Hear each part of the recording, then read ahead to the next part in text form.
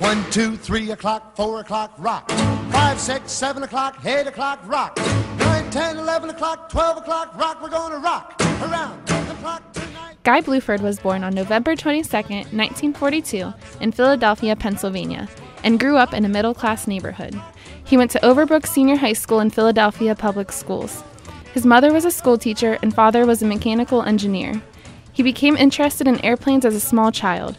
He decided in junior high school that he wanted to be an aerospace engineer. He then graduated from Overbrook in 1960. College was not optional for Guy. He was a third-generation college graduate. Since his grandparents and parents graduated from college, he was expected to attend as well. Even though he grew up in a time era when civil rights were still a huge issue, he grew up in a household environment where he was told he could become anything he wanted to be despite his African American background. He didn't let his race be a factor in where he would go to school or what he would go to school for. He went on to attend Penn State. Guy went on to pursue a degree in aerospace engineering. While in college at Penn State, he was a member of the U.S. Air Force Reserve Officers Training Corps and then later joined the Air Force after his 1964 graduation from college. He fought in the Vietnam War and flew over 140 missions. Once the war was over, Bluford enrolled in the Air Force Institute of Technology and earned a master's degree in aerospace engineering in 1974 and later earned a PhD in 1978 in the same subject. In the same year, he was chosen for the National Aeronautics and Space Administration program.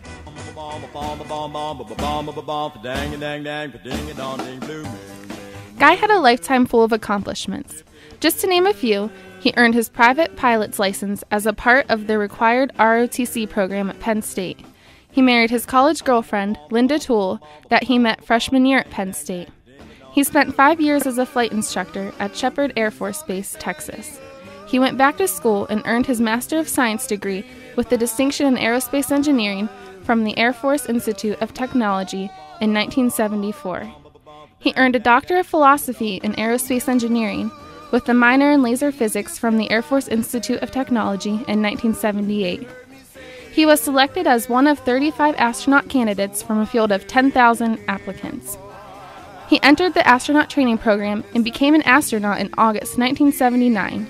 He earned a Master's in Business Administration from the University of Houston-Clear Lake in 1987. He was inducted into the International Space Hall of Fame in 1997. He had 2 children, Guy III and James Bluford.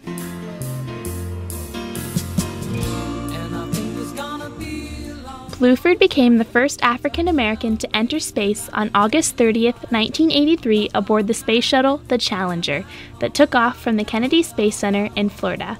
While on board, he was a mission specialist. He completed experiments such as 98 Earth orbits and 145 hours. However, this ended when his shuttle landed in California on September 5, 1983. He was part of the crew in 3 other missions that included the Challenger in October of 1983 and 2 missions in 1991 and in 1992 aboard the orbiter Discovery. His second mission aboard the Challenger included 111 Earth orbits in 169 hours. So contributing both to the NASA mission as well as the success of the space shuttle. 4, 3, 2, 1. Here are some other missions he was included in. He flew on a CS-61 Alpha, took a laboratory in space and conducted 76 different experiments. He ran a laboratory as a senior mission specialist on orbit with 3 European astronauts and the Bonnie Dunbar American astronaut. In 1991, he flew a 3rd time on an STS-39 military flight. His 4th flight was a classified DoD flight in December of 1992. He flew 144 combat missions, 65 over Vietnam, in the 557th Tactical Fighter Squadron. Where is Guy Bluford now? Bluford retired from NASA and the U.S. Air Force in 1993 after logging 688 space hours during his career. That following year, in 1997, he was inducted into the International Space Hall of Fame. Now that he is retired, he has worked in the aerospace division of some companies such as Federal Data Corporation and Northrop Grumman. As of today, he is the president of the Aerospace Technology Group.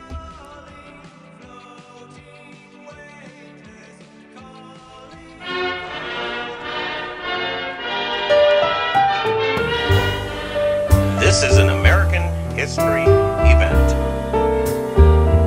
This year, we celebrate the 30th anniversary of America's first African American in space, Lieutenant Colonel of the United States Air Force, Guion Bluford, Jr., named as Curtis Williams. Today, I am honored to share my personal footage of this history-making event with you and others in countries around the world.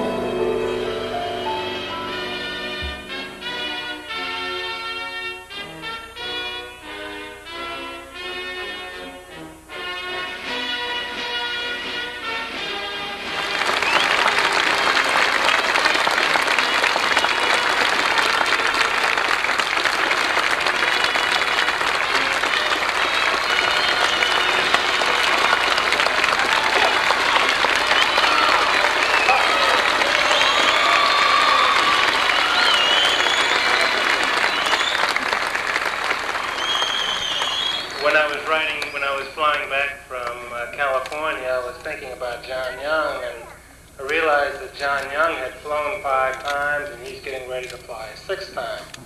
And I realized during the last week why he's flown so often, because it's a fabulous experience. I had a good time. It really is a dynamite experience, and I really enjoyed sharing it with the crew of STS-8. I'm also impressed with the machine that we're flying, and I think we as NASA people and contractors should all be very proud of the space shuttle, because I think it's a very dynamic, capable vehicle that'll be doing lots of good work for the next 10 or 15 years. So I feel very honored to have flown on STS-8 and to have helped do some of that good work, and I hope to continue doing some of that good work. I'm very happy today to be able to participate on this program. As you might expect, I'm very proud of my nephew, as is my whole family. And I want to present to him this proclamation, which was issued by the mayor of Kansas City, Missouri, Mayor Richard L. Berkeley, who declared Tuesday, August the 30th, the day of the liftoff from Cape Canaveral, as Guion S. Bluford Jr. Day in Kansas City, Missouri.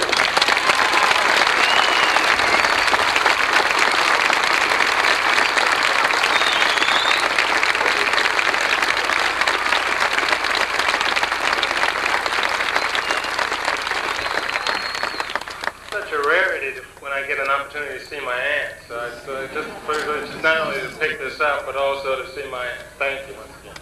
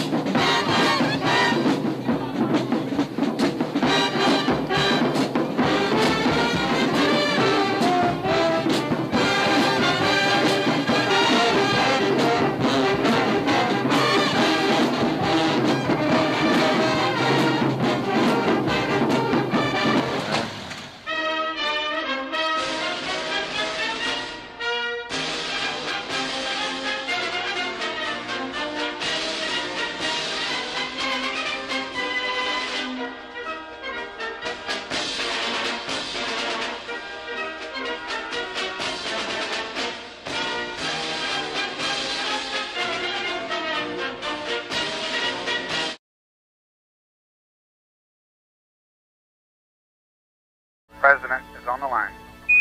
Guy, congratulations. You, I think, are paving the way for many others, and you're making it plain that we are in an era of brotherhood here in our land, and you will serve as a role model for so many others and be so inspirational that I can't help but express my gratitude to you.